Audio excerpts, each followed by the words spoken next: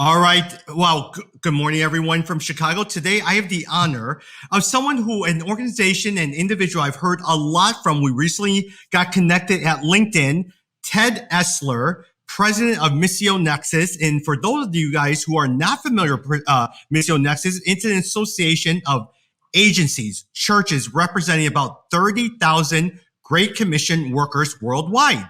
For you, Ted, you've been in the marketplace. You worked in computer industry. Then you were a church planter in Bosnia. From that point on, you have been a writer, author. Later on, you became the Canadian director of Pioneers. And now at the same time, you were part of the Pioneers leadership team. And now you're the president of Missio Nexus. So before we start, talk a little bit about your journey, reflections about marketplace, ministry, and now what you're doing.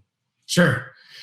Well, I mean, frankly, if you had dialed back into my younger, more youthful days, the thought that I would someday be a church planter, especially in a place like Bosnia, that would have been like telling me that I was going to live on Mars someday.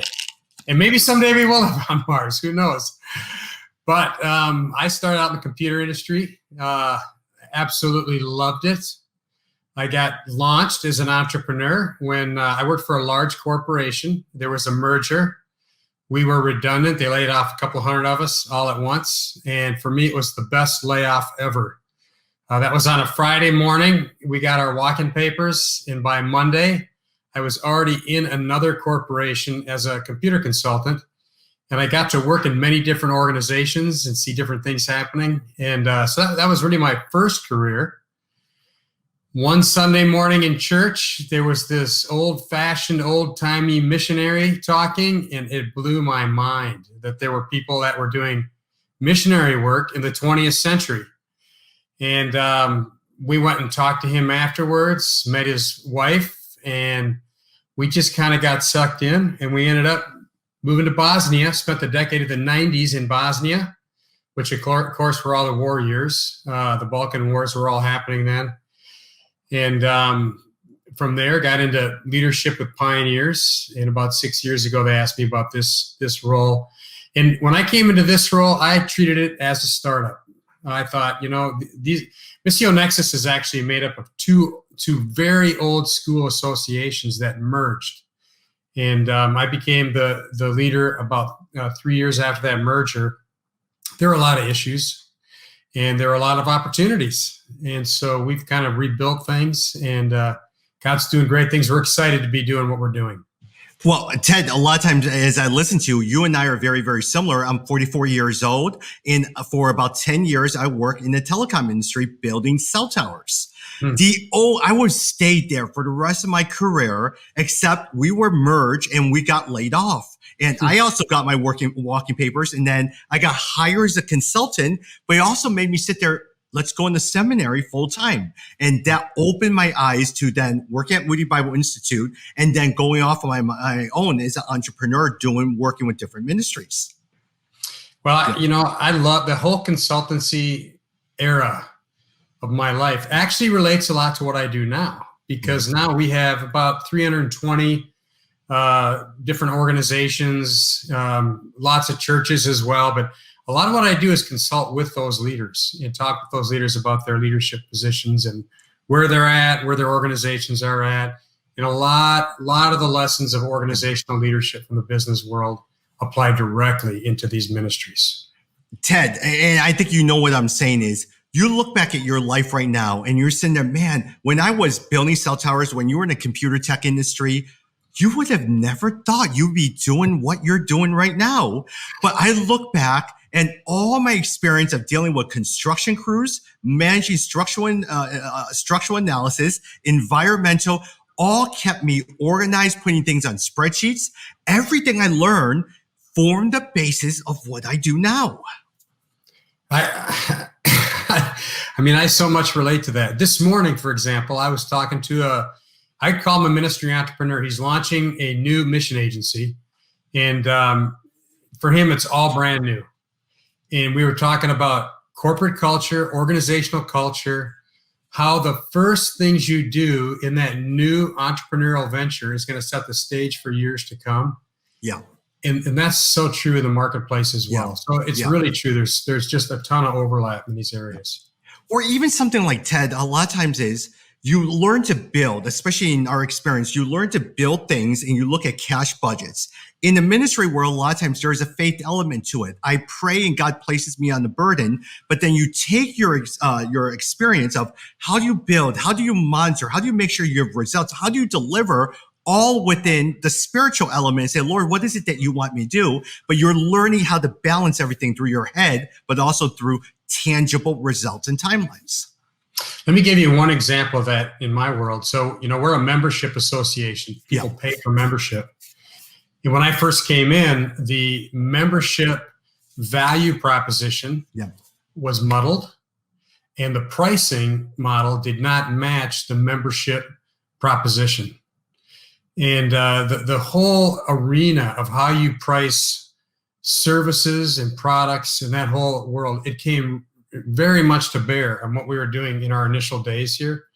And so I concur. And I think you're absolutely right that, again, things I would never have thought that were going to apply to what I'm doing now really came to the fore.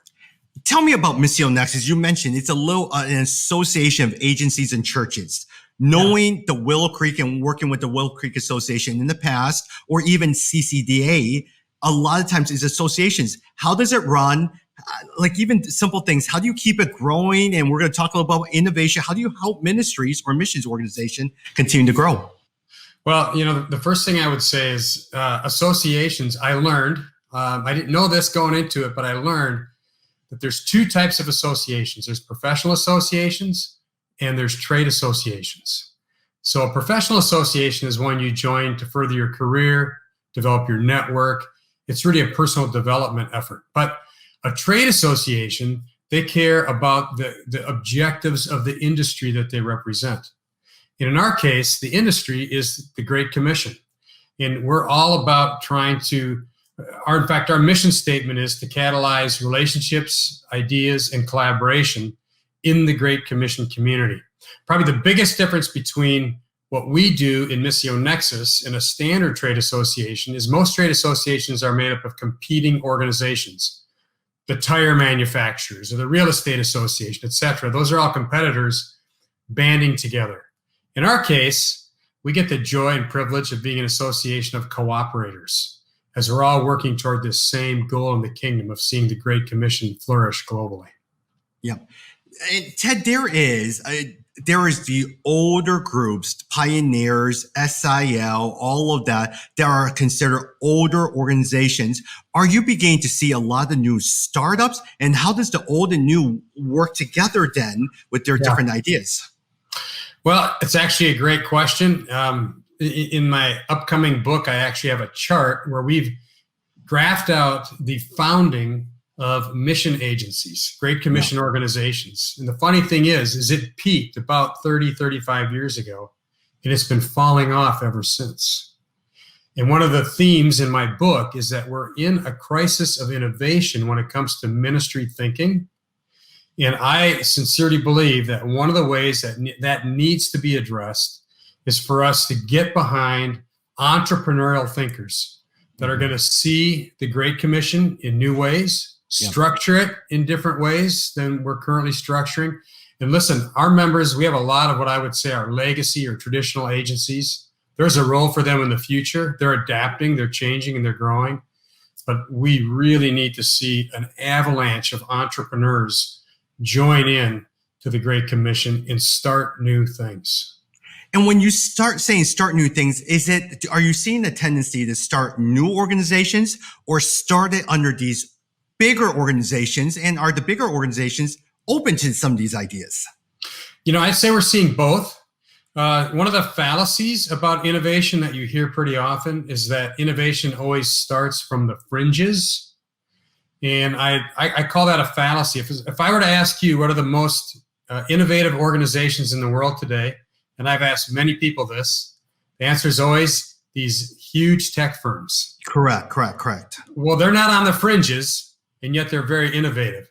So if you're in a larger legacy organization, the opportunity for you to innovate is still huge and significant. Yeah. At the same time, the concept of putting new wine into old wineskins, etc., that just hints at the fact that we need an explosion of new structures, new methodologies, new ways of thinking. And I think that's going to come from new efforts. Am I seeing that? I see some of it. I would just make the clarion call that we need to see a heck of a lot more of it than we've seen so far. Yeah, your newest book, The Innovation Crisis, Creating Disruptive Influence in the Ministry You Lead.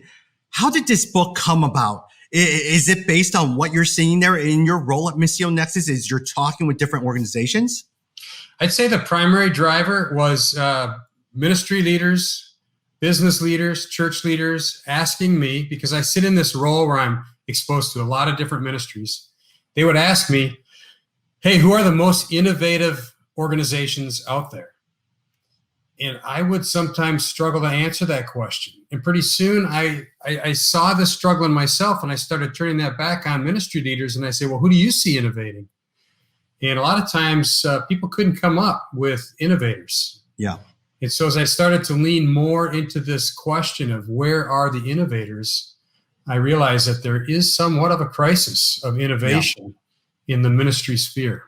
Yep. Even, I was just telling you, even with Resource Global, one of the organizations that I lead, a foundation was gracious enough to give me a small little grant and says, find me a creative way of doing global missions. And they just identified Jakarta, Indonesia. And so throughout that, I'm sitting there going out to Jakarta a couple of times, couldn't figure out any ideas because I looked at different organizations, but there I started engaging with these young Christian marketplace leaders who had just come home from Stanford, MIT, Columbia, University of Michigan. They had all of these ideas, but they weren't there full-time vocationally in church. And I realized, how do you tap into the skills of these local innovators who's no longer fully Indonesian, but they're no longer fully American? But sometimes it's just right there in those cities. You know, one of the ways that we're going to get breakthrough innovation is when we change the frames through which we see how ministry and life go together. Now, when I say life, I'm talking about the marketplace, I'm talking about education, medicine, whatever that might be. And for too long, we've seen a kind of a wall between ministry and, say, the business world or other walks of life that are out there. And reframing is a powerful innovation concept. And this is one of the big reframings that we need, is to break down the dichotomies that we often get. Yeah. You talk about this whole idea of the, I hope I'm pronouncing it right, ecosystem. Yeah. It reminds me of what Redeemer and Tim Keller has done so well. He talks about this gospel ecosystem, that within a city, within the gospel ecosystem, no one person, no one entity can survive alone. Pastors have to work with other pastors. Pastors have to work with social organizations. Pastors have to work with marketplace leaders, other nonprofits. You can't do it alone. And so within this, more and more, there's partnerships or innovation. All of that has to really be able to be created. You know, that is so true. And so I use the term, I call it the ecclio system. Ecclio obviously means church. The concept that we have of local church only really gets at one facet of what the kingdom is really all about. And many of us in ministry leadership are dependent on a healthy ecclio system to see the whole kingdom be healthy and to grow. For example, I work with a lot of mission agencies. When they do recruiting, they're looking for healthy, mature disciples and families that are ready to move out and live in some very difficult places and thrive in the midst of all sorts of kind of negative and downward pressure on them thriving as believers. That means that they need healthy churches discipling those people. They need healthy donors funding those people.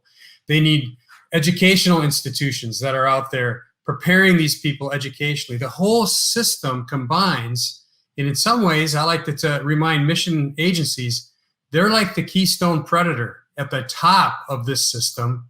And if there's disease or unhealthiness further down in the system, they're not going to get the kind of mature disciples they need to conduct the ministry that they're in.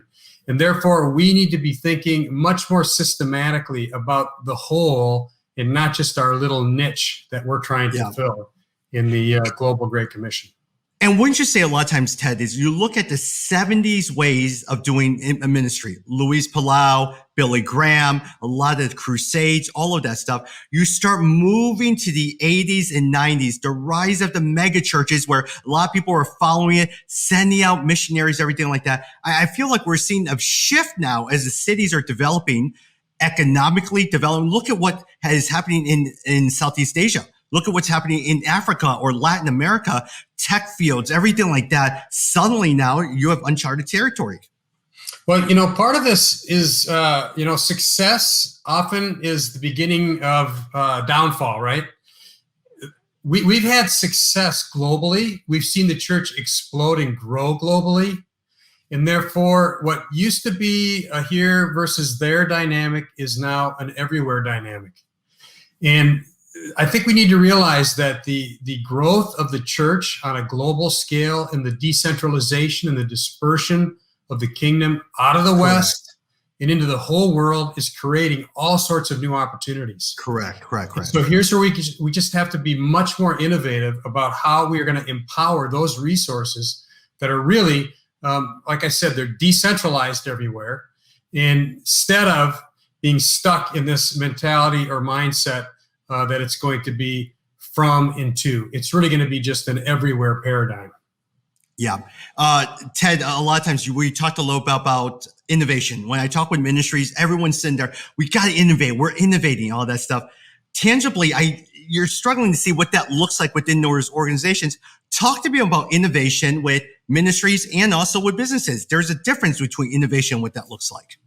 Yeah, I'd say one of the benefits that you experience in the marketplace when it comes to innovation is competition really does drive a lot of creativity. Yeah.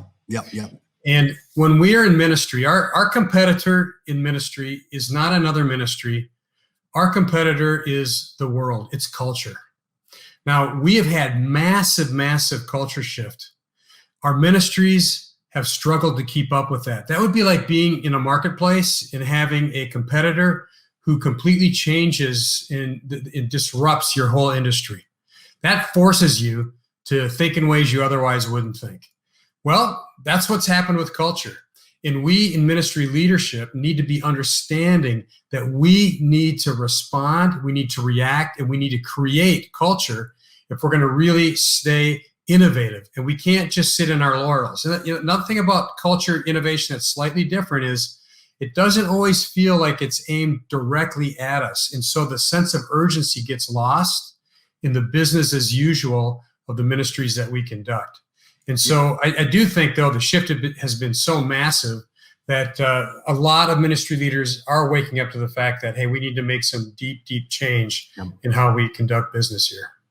Ted, you look at Amazon, right? Amazon changed the way that things were delivered. And suddenly overnight, you click on Amazon Prime, it's right there in a couple of hours or the next day. It forced the Best Buy or the Targets or Walmart to now respond because of the need for competition and pricing. So now you could click on a button, drive up to Walmart or Best Buy, and they'll deliver, they'll set up something for you. I find with ministries, having worked with a couple bigger ministry organizations, the donor, the little old lady, loves the ministry, listens to radio, and leaves $1 million in their fund. There is no urgency to be innovative. Yeah. You're sitting there collecting that. So business as usual. If I don't get it done today, I'll work on it tomorrow. But now, especially with culture changing, the pandemic, you're forced to look at different changes and make different changes. Yeah, the whole financial model of, religious institutions historically have had incredible staying power past their due date. And I think that, that's the curve that we got to encourage people to get ahead of as they lead their ministries, as they think about innovation. I mean, in Amazon's case, you've got a huge organization, and they have embedded innovation into their psyche, into who they are, their corporate culture. They're always looking over their shoulder, worried about who's coming after them. Now, in ministry, we're not looking over our shoulder, as I said before, for other ministries coming after us, but culture is definitely coming after people. The systematic racism, the sin that's in our cultures, the poverty, all these huge issues, they all create opportunity for us to serve other people. And those are the competition against which we should feel a huge sense of urgency in trying to defeat. Yeah. William Carey, why is he important in this innovation conversation? Well, William Carey, to me, represents a very unique person. You got to remember, he was a shoemaker in a culture where there was not a lot of mobility up and down the social ladder. And yet he would go on to become arguably one of the most educated and influential people in all of history. Here he was, a Christian missionary in the colonial era, yet today the nation of India actually has a postage stamp dedicated to his memory. And it wasn't because he only served his selfish little needs as a ministry leader. He looked at the broader scope of India, and he tried to make India a better place in which people could live, love, and work. And so I think William Carey stands out to us as somebody who was really willing to break down all the boxes that faced him and kind of kept him from being an influential person, and broke out. In the book, I use him as kind of a foil for how we might think about innovation as leaders. Yeah. Are you finding, even using William Carey innovation, are you finding that a lot of times innovation is being seen in some of the different ways of doing ministries? Are they starting for-profit initiatives? What does that innovation look like around the world? Well, I'd say there's a broad spectrum of very interesting things happening. There's no doubt that there is, I'd say, some incredible ways that marketplace ministry is being leveraged for future growth. I'm thinking of one example right now, probably should name the location it's in, but it's a place where a lot of garbage is dumped by wealthier persons. And in the midst of that huge garbage dump, there's a ministry that is helping small garbage, they call them garbage pickers. They look for recycled items inside the garbage.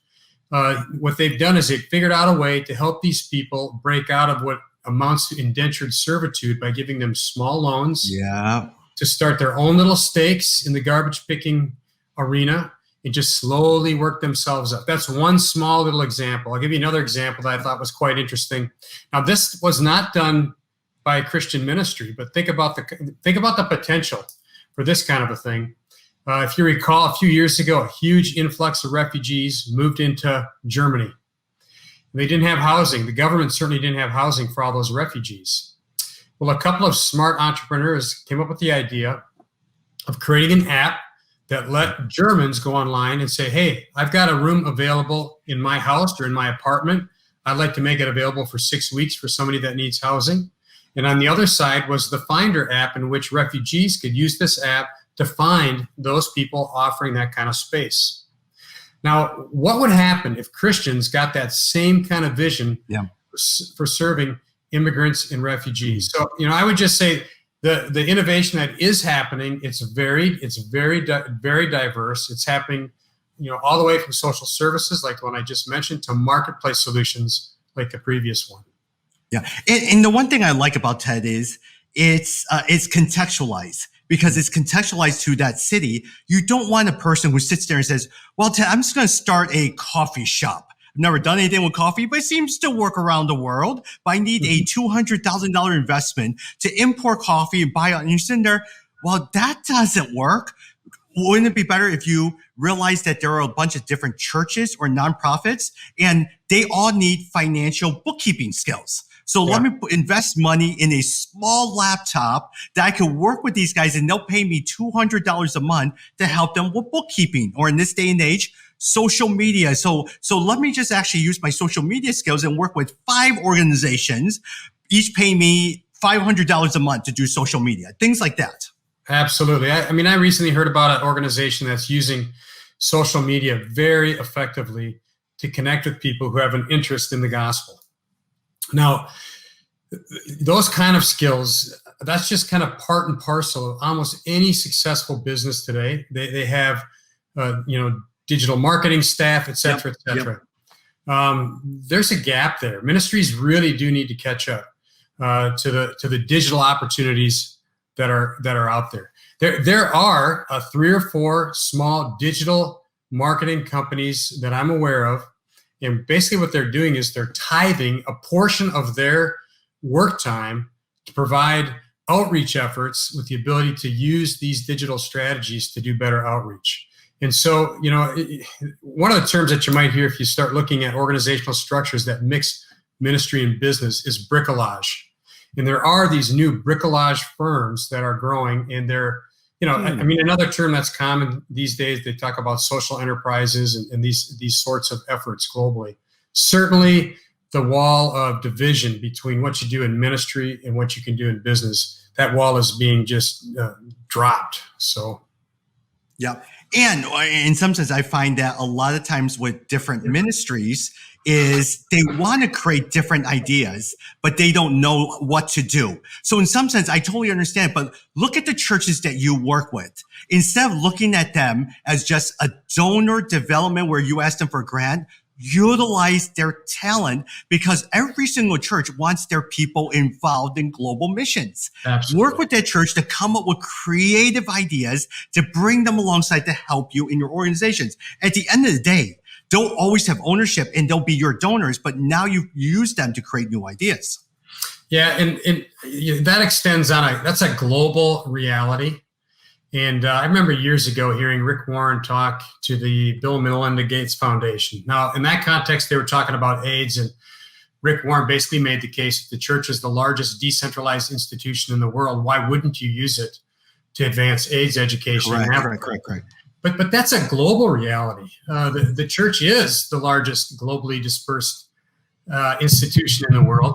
Let's think about how to use marketplace strategies in thousands and thousands of places globally to advance the gospel, to make people's lives better, to innovate on their behalf in ways that they want. Yep. And Ted, I'm not sure. Sometimes I'll sit at church and I'll listen to different announcements. We really need help with the kids ministry. We really are short. We really need your help. And sometimes I sit there and said, there are so many individuals who are talented individuals. They work at Google, they work at Facebook, they work at Procter & Gamble. Instead of getting them, which I have no problem unless they have a huge passion for kids ministry, tap into their area of expertise. Help them see the not only problems within your church, but the bigger local, global communities. Get them activated in what's going on. Yeah, one of the things you read in the Innovation Crisis book is the need for us as innovators to have both and thinking. Yeah. And too often we're thinking it's this or it's that. But a much more powerful way to look at especially ministry innovation is a both and. We don't always need to pit traditional paradigms against new paradigms. Disruption certainly happens, and there's displacement innovation, where one thing displaces another. But a lot of times, innovation is the mixing of existing elements to create something new that didn't exist before. It's not purely invention. And so we really got to be both and thinkers. So with that said, Ted, I've seen let's say my friend John Hurst over at SIL, some organizations are hiring a director at innovation. Is that what it looks like a lot of times? Should organizations look into putting some money into a director of innovation to constantly be thinking through these ideas? So I think there's really two big strategies out there and a little bit of a paradox about those two strategies. Okay, so one strategy is basically that we don't want to have an innovation lab because we want to embed innovation out there in the rank and file staff everywhere. That's one way of thinking about it. Another way of thinking about it is, hey, we need an innovation lab because that's what's going to spur us on to come up with completely new and interesting projects. The paradox is that almost all of those innovation lab thinkers that I've come across, when I ask them about what they do at their innovation lab, they say, well, our first job is to embed innovation in the culture of our organization. So even though those two things are often introduced as different strategies, I actually think they're really joined at the hip. And creating a culture of innovation really does need to be part and parcel of every ministry leader's thinking when it comes to innovation. And one of the ways that's going to happen is to pull in innovators from industry and to here's another great thought that I heard from an innovation lab director who had gone on a tour looking at innovation labs in and around different industries. And he was talking with a hospital innovation lab. The director of that hospital innovation lab said, we've concluded that the best innovation for our hospital system is not going to come from the medical industry. It's going to come from outside the medical industry. Well, wow, what a powerful thing for us to be thinking about when we're talking about ministry innovation. We need to suck innovation out of different sectors into our world to have the real big breakthroughs in innovation. Yeah, even something simple as how you do conferences and events.